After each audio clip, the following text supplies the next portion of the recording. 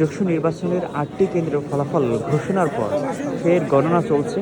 এবং সেই গণনার পর যে ফলাফল আসবে তার অপেক্ষায় রয়েছেন বিভিন্ন মিডিয়ার সাংবাদিক এবং যারা প্রার্থী রয়েছেন তারাও কিন্তু অপেক্ষায় রয়েছেন নতুন কেন্দ্রের ফলাফলের অপেক্ষায়।